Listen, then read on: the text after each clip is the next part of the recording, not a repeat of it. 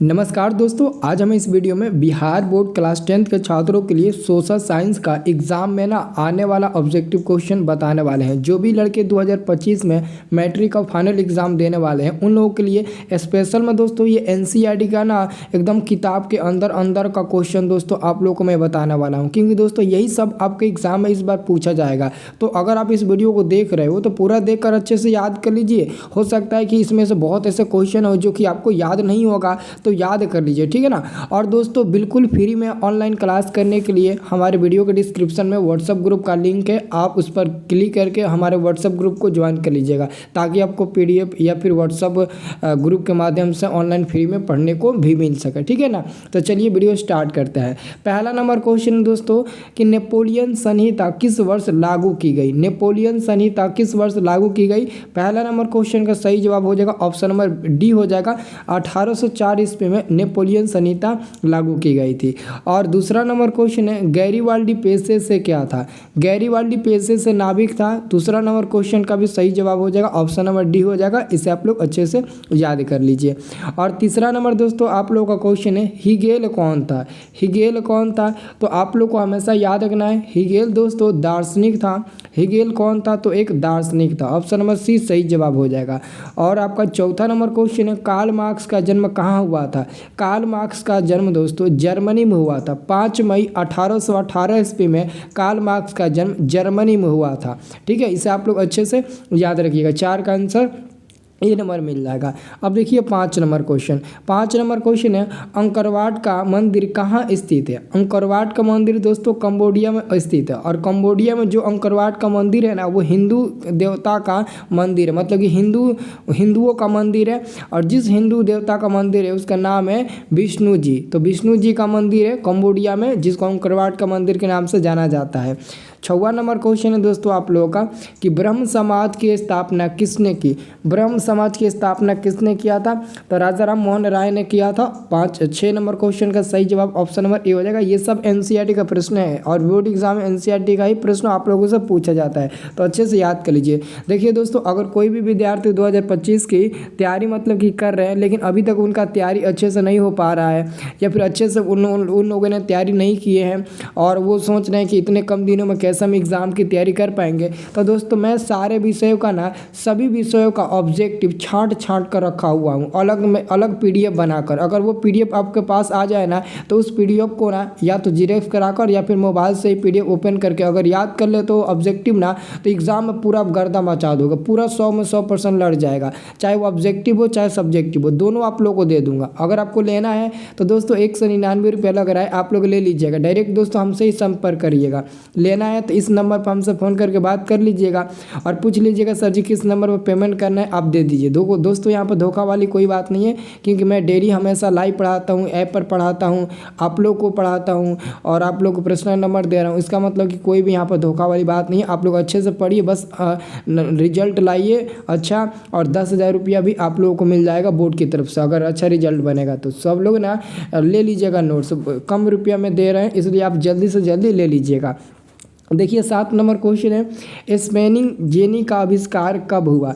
Spanning jenny का आविष्कार कब हुआ दोस्तों, इसका आंसर आपका होगा बहुत जगह पर दोस्तों इसका आंसर इधर उधर दिया रहता है, जैसे कि बहुत लोग देखेंगे तो इसमें भी यहाँ पर ऑप्शन जो है ना बहुत कन्फ्यूजन है दोस्तों। स्पेनिंग जेनी का आविष्कार या तो 1864 होगा या तो 1865 ईस्वी होगा, लेकिन बहुत सारे किताब में सही दिया है, लेकिन जो उसका ऑब्जेक्टिव वाला ऑप्शन है उसमें ऑप्शन में गलती दे देता है। तो यहाँ तक दोस्तों यहाँ पर भी ऑप्शन गलती दिया है, 1864 या फिर 1865 होगा, लेकिन हमें नहीं 1800 नहीं 1700, ठीक है ना। क्या होगा 1764 होगा या फिर 1765 ईस्वी होगा, लेकिन हमें नहीं लगता है कि इसका आंसर ऑप्शन में सही दिया है, इसलिए हमारे तरफ से ये आपका सारा ऑप्शन जो है ना वो रॉन्ग साबित होता है। स्पेनिश जेनी का आविष्कार 1967, बहुत जगह पर 73 दिया, लेकिन 73 नहीं होगा, ठीक है ना। 1764 या फिर 1765 आंसर होगा, ठीक है ना। तो उसे आप लोग याद रखिएगा।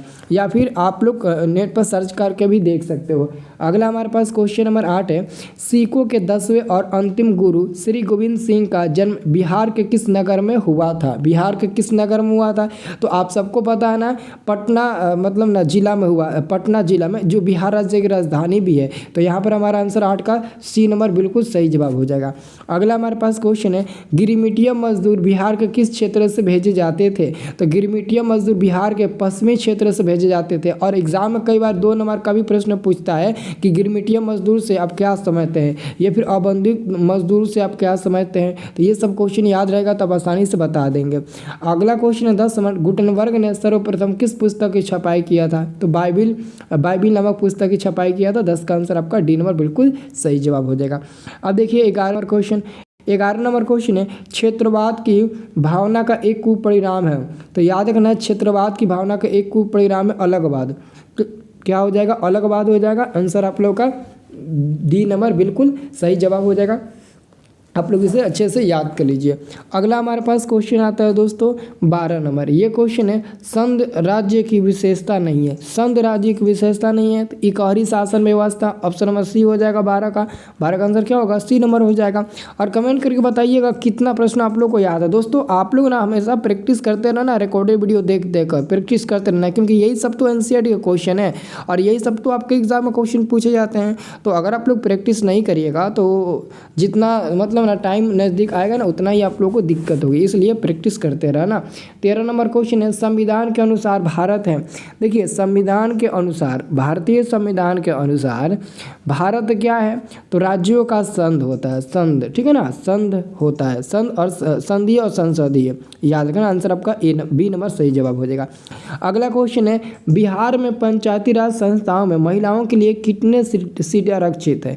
दोस्तों पूरे भारत की मैं बात करूँ तो पूरे भारत में ना बिहार ही एक ऐसा राज्य है जिस राज्य में महिलाओं के लिए पूरा 50% आरक्षण की व्यवस्था की गई है। 50 महिला तो 50 पुरुष, बाकी किसी भी राज्य में ऐसा नहीं है। ठीक है, इसे नोट कर लेना। अगर बिहार के जगह पर भारत का नाम देगा तो 33% हो जाएगा, लेकिन केवल बिहार का नाम दिया तो 50% होगा। अगला क्वेश्चन है, चिपको आंदोलन निम्नलिखित में से किससे संबंधित है? तो आप लोग को याद रखना है, चिपको आंदोलन किससे संबंधित है? तो पेड़ बचाने से संबंधित है, क्योंकि चिपको आंदोलन में जो लोग थे ना वो पेड़ से चिपक जाते थे। जैसे कि ये मानते हैं पेड़ है, तो लोग क्या करते थे, पेड़ों से ऐसे चिपक जाते थे, क्योंकि अगर आप पेड़ों से वो चिपक जाएंगे तो लोग पेड़ को काटने जाएंगे तो पहले मनुष्य को काटना पड़ेगा। इसलिए दोस्तों वो पेड़ों को बचाने के लिए, पर्यावरण को बचाने के लिए लोग पेड़ से चिपक जाते थे, ताकि कोई हमारा इस पेड़ को ना काटे, कोई जंगल को ना काटे। ठीक है ना, तो इसी से संबंधित है। इसका सब्जेक्टिव क्वेश्चन आपको बताएंगे तो आप लोग कर लीजिएगा। अगला हमारे पास 16 नंबर क्वेश्चन आता है कि 1975 भारतीय राजनीति में किस लिए जाना जाता है? तो दोस्तों 1975 ईस्वी में हमारे देश के अंदर आपातकाल लागू हुआ था, बहुत ही भीषण आपातकाल लागू हुआ था। तो इसे आप लोग को अच्छे से याद रखना है, सी नंबर सही जवाब हो जाएगा। अगला क्वेश्चन है, अगला क्वेश्चन दोस्तों आप लोग देखिए, अगला यहाँ पर आप लोग का 17 नंबर क्वेश्चन बनता है कि भारत में किस तरह की लोकतंत्र की व्यवस्था है, अप्रत्यक्ष रूप से या फिर प्रत्यक्ष रूप से? तो बहुत लोग इसका आंसर दोनों पर टिक लगा देते हैं। जो लोग दोनों पर टिक लगाएंगे गलती हो जाएगा। भारत में अप्रत्यक्ष रूप से लोकतंत्र की व्यवस्था की गई है। 18 नंबर क्वेश्चन है, लिच्छवी गणतंत्र भारत के किस राज्य में अवस्थित है?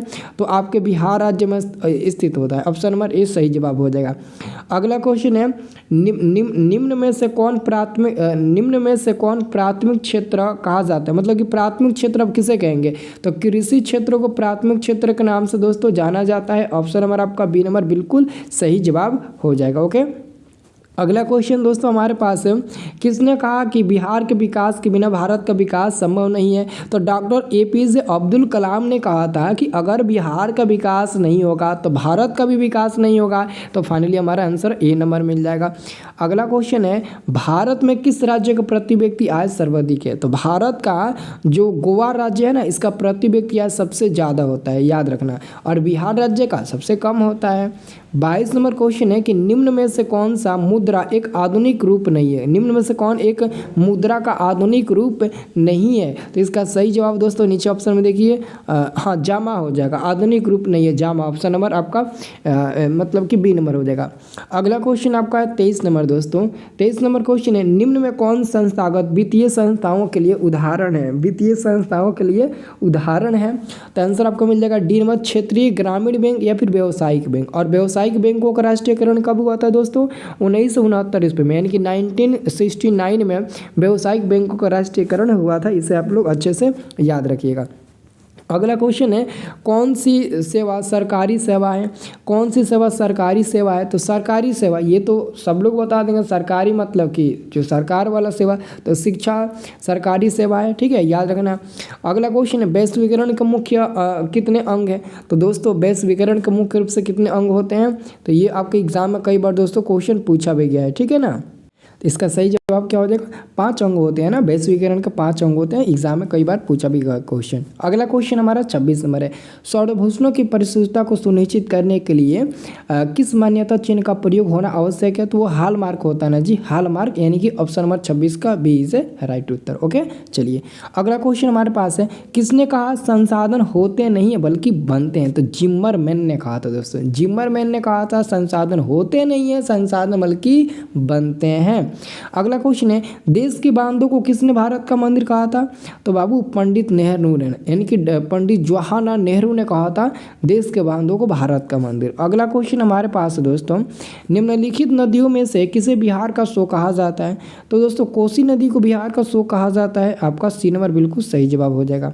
अगला क्वेश्चन है भारत के किस राज्य में सोनापी यानी कि सीढ़ीनुमा, जिसको सीढ़ीदार भी बोला जाता है, सोनापी कृषि, सीढ़ीनुमा, सीढ़ीदार, ये दोस्तों उत्तराखंड में प्रचलित होता है। क्योंकि दोस्तों जब आप लोग ना, जैसे आप लोग सुने हो ना, सीढ़ी से पानी आपके खेतों में आ जाता है, मतलब कि अगर आपका खेत कोई सोना या फिर नदी के किनारे हैं, तो अगर आप अपने खेत में गड्ढा खोनेंगे तो आपके उस खेत वाले गड्ढे में ना पानी आ जाएगा। आप कहेंगे पानी आया है, सोना पास में है, तो सीढ़ी से पानी आ गया है। तो दोस्तों उसी को सीढ़ीदार खेती यानी कि सोनापी कृषि हम लोग बोलते हैं, जो कि उत्तराखंड में ज़्यादा प्रचलित होता है क्योंकि वो पहाड़ी सब इलाका है।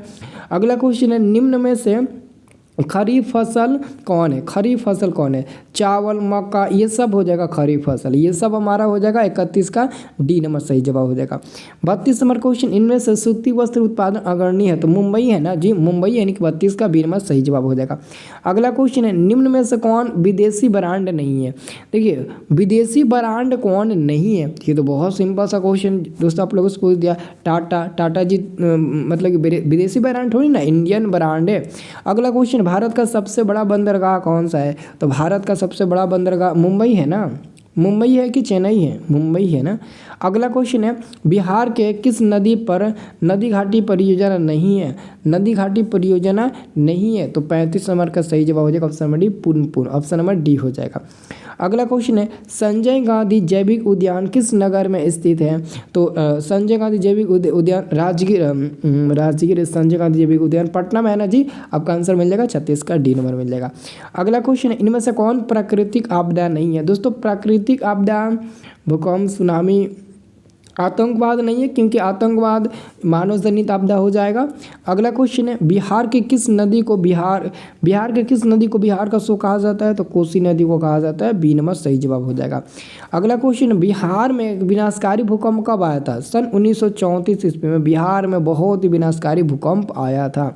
अगला क्वेश्चन है कृषि सुखाड़ होता है। दोस्तों कृषि सुखाड़ तभी होता है जब जल का कमी होता है, तो जल के अभाव के कारण ही कृषि सुखाड़ होता है, इसे आप लोग को अच्छे से याद रखना है। तो फाइनली दोस्तों मैंने जितना भी आपको क्वेश्चन बताया ना, सब एग्जाम में लड़ने वाला ही मैंने आपको VVI प्रश्न बताया, तो सब अच्छे से याद कर लीजिए। और ऐसे ही आपको और वीडियो देंगे प्रैक्टिस करने के लिए सारा विषय का, और एग्जाम में लड़ेगा एकदम 100 में 100%। तो वीडियो को लाइक कर, चैनल को आप लोग सब्सक्राइब कर लीजिए और कमेंट में अपना राय ज़रूर दीजिए, इसके बाद कौन सा वीडियो देखना चाहते हो आप लोग, ठीक है।